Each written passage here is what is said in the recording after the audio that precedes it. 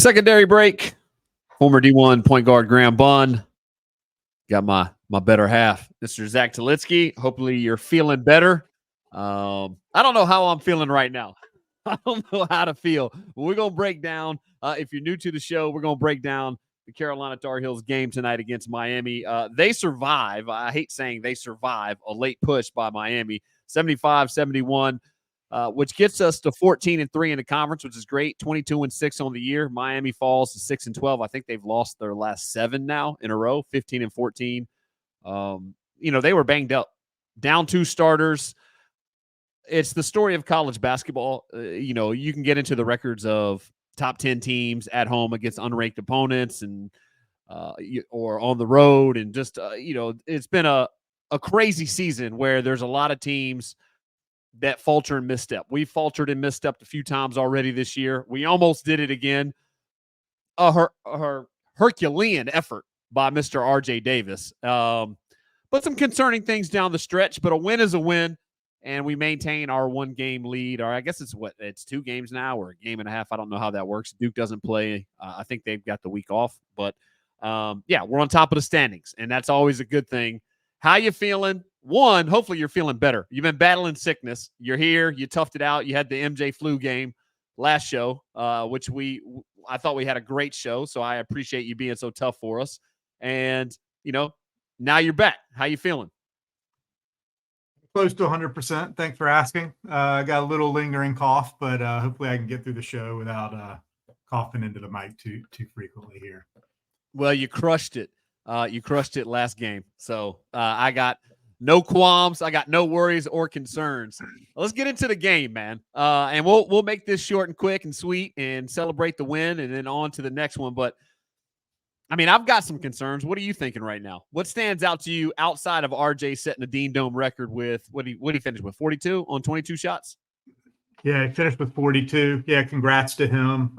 Huge night. Carried us. Yeah, amazing. Put on his cape and carried us to victory. And pretty cool to set the Dean Dome record for points when you consider the quality of players that have come through the program. So incredible night for him and incredible accomplishment.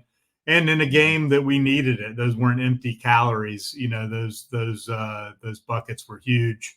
So that was a great highlight. Unfortunately, a lot more negatives than positives tonight, I think. At least on my list.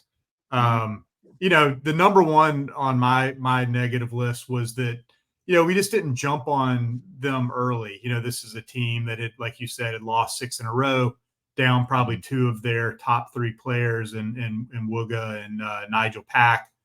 And you'd like to see us at home coming off the big UVA victory, just, coming out and establishing ourselves early. We didn't do that. They allowed them to kind of hang around and stay in the game.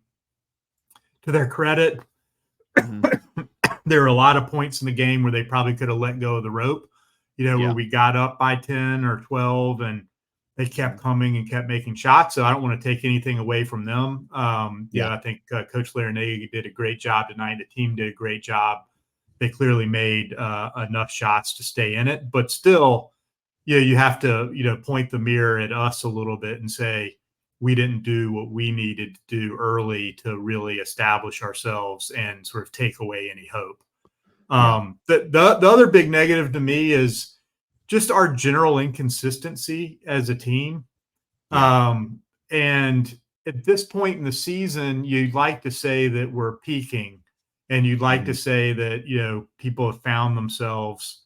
And it's sort of hard to point it to how we played over the last, 3 weeks or so now and say, what we can hang our hat on. Right. And that we're going to get every night. And, there's too many games where Mondo is just kind of disappearing and not having the impact you expect him to have. There's too many games when Ingram and Cormac don't shoot the ball well. And even on the defensive end, there's too many games where we'll allow the other team to shoot 40%, 50%, 60% in the Syracuse game, nearly 50% from 3 tonight. And so you have to sort of say, well, what do we if we're going to make a run in March, like what can we rely on and really hang our hat on? And right now we're just way too inconsistent in too many spots. Yeah. Yeah. I echo all of those sentiments. I'm trying to find the silver lining in it, but again, like, offensively, I feel like we're a gifted team and we haven't put it together. And, I've harped on Cormac Ryan, and we survived a terrible shooting night by him. We've survived a few. He did come through big for us at Virginia, but he just made some plays tonight where it was just like, man, I wish he could find his groove and really, really feel comfortable. A lot of those shots in and out, but I think he was like 1 of 9 from 3, 3 of 13 overall. Harrison Ingram also 3 of 13, so it's another 6 of 26 game. And again, we survive. But if RJ doesn't go 7 of 11 from 3 and finish with 40 plus on 22 shots, we lose a home game, and we really, hinder ourselves from hanging a banner. And, a lot of teams talk about it at the beginning of the year. I know when I played college basketball, and not to make this about me at all, but just in locker rooms, people talk about championships, talk about hanging banners. All right, we have 3 opportunities to hang a banner: the conference regular season, the conference tournament, and then the national tournament when you're at North Carolina. We didn't really talk about winning the national championship at Appalachian State, but we talked about banners. And so, tonight was a must win. And I felt at ease throughout the first half. I felt like they were knocking down contested shots. It wasn't like they were getting a ton of just wide open defensive breakdown shots and makes. But the thing that really bothers me, and I feel like it's been an issue for years, ever since Hubert became the head coach, and maybe it was with Roy, I just don't remember it.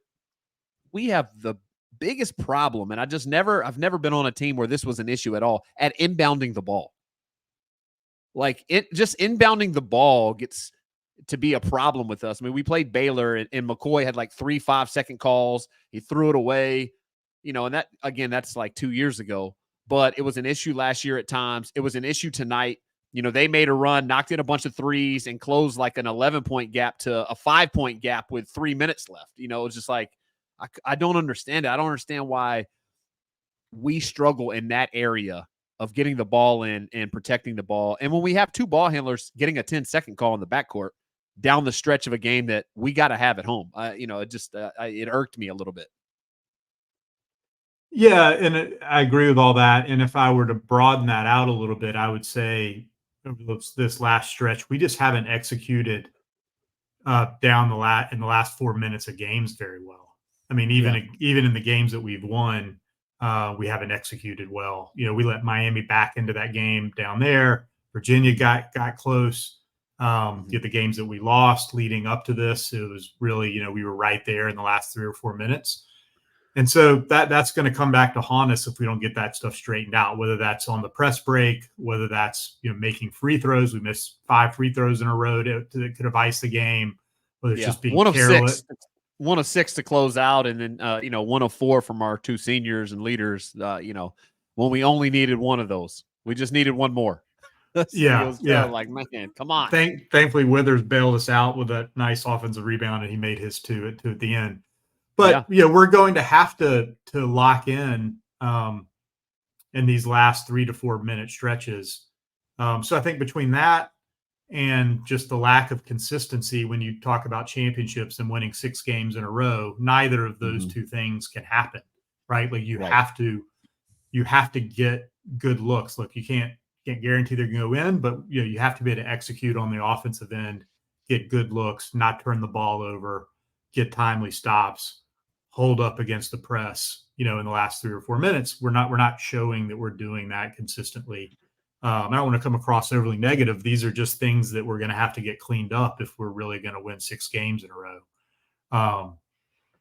But yeah, I mean, I guess the silver lining is we won the game despite, that 6 of 26 from Ingram and Ryan, despite the fact we shot 57% from the free throw line, missed 5 straight free throws down the stretch, and then allow them to shoot, 47% from 3, still win the game, largely because, RJ, set the Dean Dumb record for points. Sometimes one player can carry you. It's just not probably how you want to win the game. Yeah, I don't know if we've had a game like this the entire year. He was the only player for the team to be in double figures, and we're at home. So that for me is concerning. I made a note, and this was a note in the first half, and it just said, I'm worried about, and I think this was part of your point, and correct me if I'm wrong, but the note here, the first half says, I just don't know what we're going to get from the bench ever offensively. I do believe that Seth Trimble comes in and defensively he's present and gives us everything that we would ever ask of him on the defensive end every night. I can't remember the last time he hit a jump shot.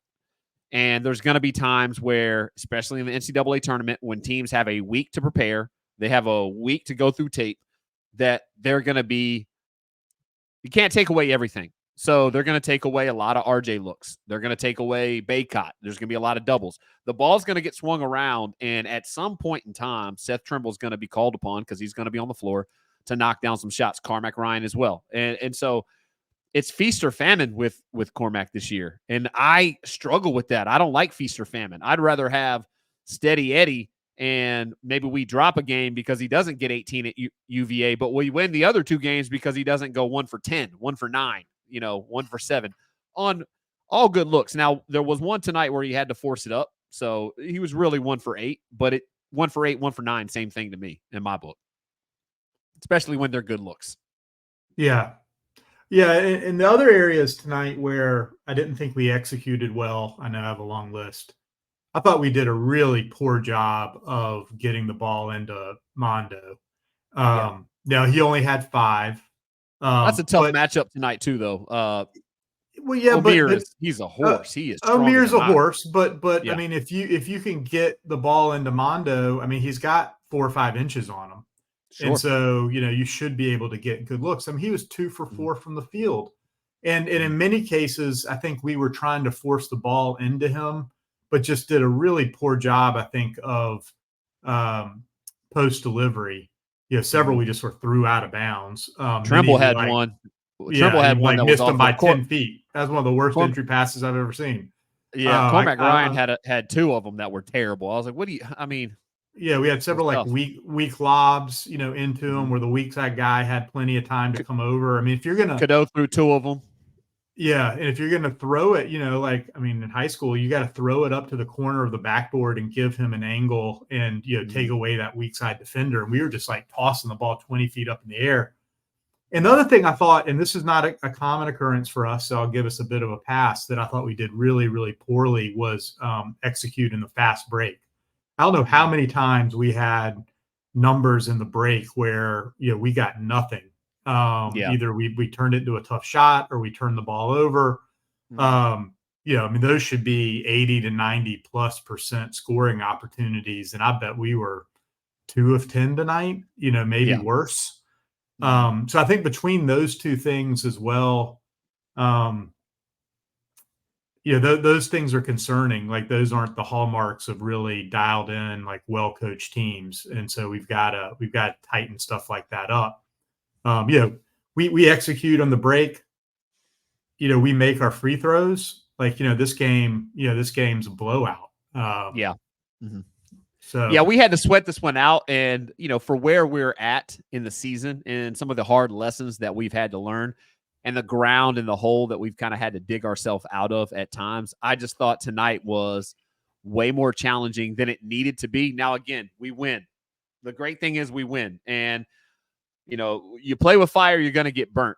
But we still have a little bit of time to say, okay, look, we got to learn from this. Put the tape on, go through it, get better, and close out the season as strong as possible heading into tournament season, because there's going to come a time where you touch that stove and that's a wrap. That's going to be, you burn your hand and there's no tomorrow. So, we win. That's a great thing. But tonight was more concerning than anything. And honestly, I couldn't really enjoy a historic performance by one of our players. Now, I'm going to go back and watch it and just really dial it in. He hit some incredible shots. That whenever he drives right, it's a move he's hit all year. I mean, it's something he's very comfortable doing, and just stops on a dime and like pulls the ball back through his legs so the defender can't swipe it and hits the step back 3. It's one of my favorite things to watch in all of college basketball.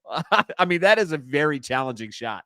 All your momentum going forward, step back. He's only 6 foot, so he's really got to get lift on the ball so it doesn't get blocked or tipped. Man, super special. Just an incredible performance. And we don't win tonight. And there's been several games where we don't win without RJ, but we definitely don't win tonight without RJ. Yeah. Yeah. It'd just be nice if in this last couple weeks heading into tournament time, it just would feel like we could get more of our pieces all clicking at the same time. Yeah. It just feels like during this stretch, we'll get 1, 2 guys have good games, and then 2 or 3 guys have really off games. And I guess the good thing is we're winning a fair number of these, but at some point we've got to click. It's all got to come together, and we just we've got to put it together back to back to back games, and play more consistently. Well, the good news is we don't have to fix everything. Like I do believe that we're talented enough and we're good enough, and we actually are capable of playing some really strong defense that will mask some offensive deficiencies. So, like one guy, one of our wings has a bad game. I think we survive that, but I forget what game it was. I think it was Georgia Tech. Where Georgia again, Tech game, they both were off. Yeah. I think it was 6 of 28. I think they were both 3 of 14. And the Clemson game too, maybe they were both off, if I remember correctly. Yeah, it's hard to survive both of them. But I do think the team is good enough to survive one of our guys, even maybe it's Mondo. But Mondo does other things, like he rebounds, and I do believe he plays tough defense. Ingram, same thing. I mean, I loved his energy tonight. He got a steal on like their inbounds and tips and battles, and he's all over the place, which is his impact on the game doesn't show up completely in the box score. I can't really make that case for Ingram. Like Ingram goes 1 of 9 in the NCAA tournament, and I think we're in a lot of trouble, Yeah. I mean, Ingram had 5 steals, 10 boards tonight. He had I love him. He had those great plays. I mean, they cut it to 4. They had the ball. They threw that cross-court pass that he intercepted, took it down to score. That was huge. They had a baseline inbound that he got a tip and knocked it off of them for a steal. He had that hustle offensive rebound on a missed free throw, tip out. Back to RJ, I think. Yeah, so he just keeps making winning plays, and it does seem like he's able to play through his cold shooting nights. Mm-hmm. I would like. I mean, and some nights he's great from 3. I would like to see us post him more. I mean, I feel like earlier in the season when he was playing bully ball and walking his guys down, and he did it a couple times tonight. He got an and one. I just don't think there's that many guys that they match up well with him when he's doing that. So I'd like to see us do more of that. I also think he's probably our best passer out of the post. There's been a bunch of games where he's they've tried to double him and he's hit RJ for threes. I'd say he's probably a better passer than Bakite out of the post. So I like to see us get back to that. I think that maybe gets him going a little bit more, and then maybe the threes will come. Cormac, I mean, I'd made a note going into it, especially after I think maybe he made his first one of have we seen enough of the last couple of weeks to declare him out of his shooting slump? I probably shouldn't have made that note because I clearly jinxed him tonight.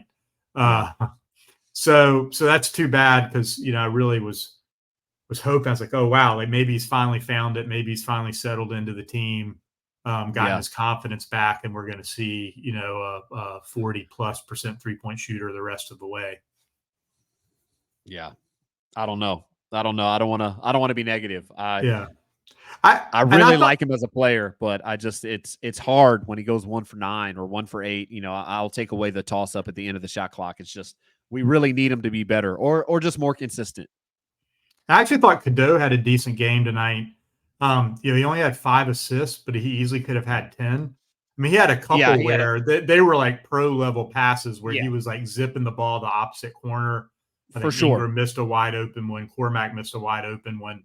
So I feel like he could add more.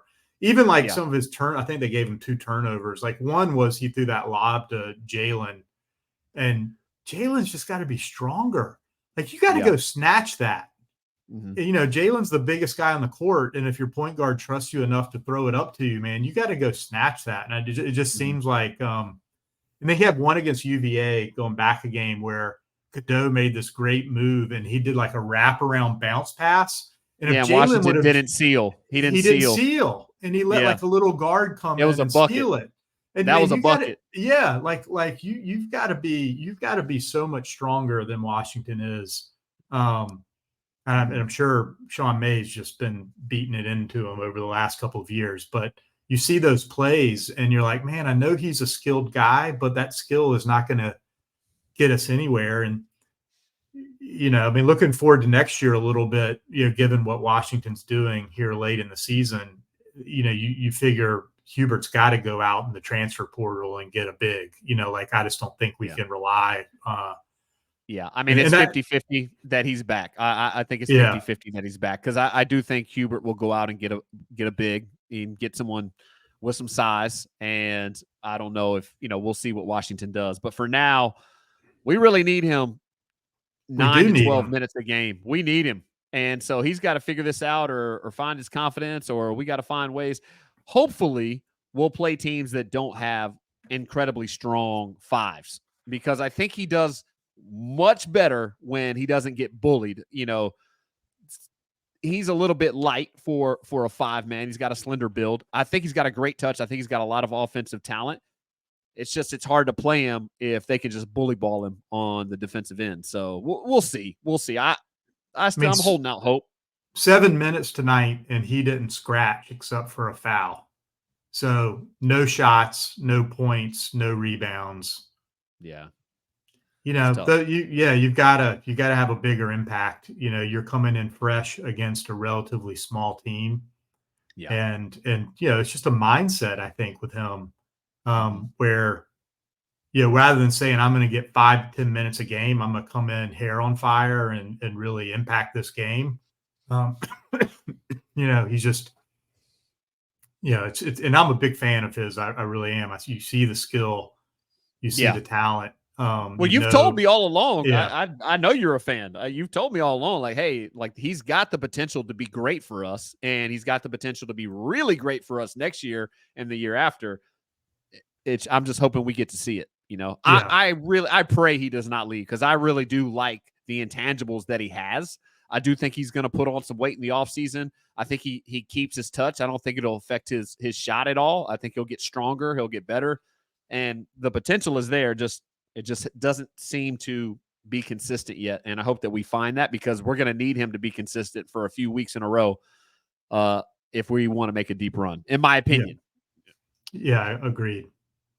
All right, well, we got State at home on Saturday. So we almost have a full week, which I think we need again. You know, I think, well, if maybe the guys have the day off tomorrow, maybe they do film, shoot around, guys will come in and get shots up, but, you know, no contact, no running. I would imagine, you know, by this time of the season when I was in college, we weren't really, and I played for a very like tough-minded head coach, but even him, you know, the Indiana Bobby Knight system, we weren't doing a ton of hard practices.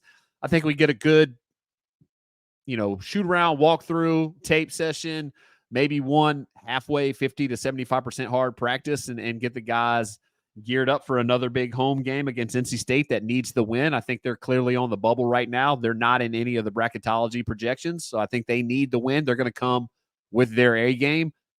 We got to take care of business, and then we'll look forward to the next game after that. But for now, we just, you know, we got to focus on Saturday. How you feeling about that game? NC State, they've got some talented guys, and I mean, they went down to Clemson in one, so they're very capable of stealing one. Yeah, I think we were fortunate tonight to be playing a shorthanded Miami team. If we don't play better on Saturday, you could see us dropping that game. But I think we will play better on Saturday. I'm just really, I'm ready for one of these games where we're at home, we're clicking, everybody's firing on all cylinders, and, you know, we look like a top 3 to 4 team in the country again. I mean, I'm glad we're grinding out these wins, but man, I did not need this tonight.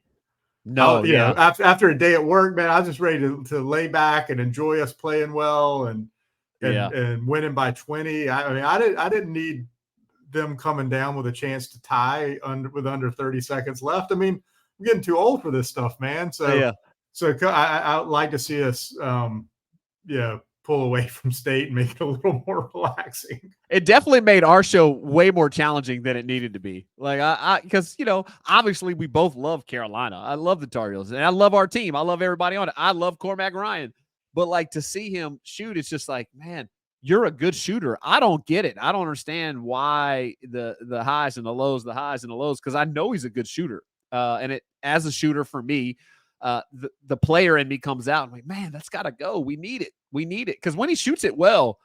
Offensively, we're a different team, and it's I don't know, conversation for a different show.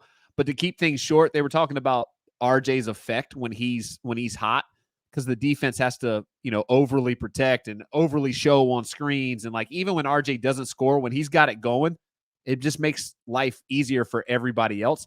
It's exponentially bigger when Cormac's got it going, because even if RJ is cold, you still got to play him like he's hot. So if you're playing two perimeter players, and you're having to put both your feet above the 3-point line, the spacing on the floor for a big like Baycott just gets way easier. The double has to come from 4 or 5 feet further away, and it just changes the entire dynamic of the offense. So I hope he can find some consistency, because we really need it if we're going to win some big games out of conference.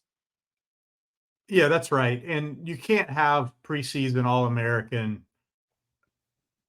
Baycott have 4 field goal attempts, particularly when you go into this game and you're like, they have one big, it's O'Meara. Right. He's good. Right. But if you just feed Baycott and force O'Meara to guard, you're going to get him in foul trouble. And then, you should have total control of the game. And so if that's the game plan, like what happened? And you blame Baycott a little bit, but also blame, our perimeter guys for really not feeding him well, not being patient and getting him the ball. So we've got to clean that up too. Yeah, definitely. All right, man. Well, we won again. We're 14-3 in the conference with a full game lead and 3 games to go. So NC State, Notre Dame, and Duke at Duke. So we'll see. It's there for the taking. It's there for the taking. Thankfully, we didn't blow it tonight. Yeah, I'm all for it. Go Heels, baby. Go Heels.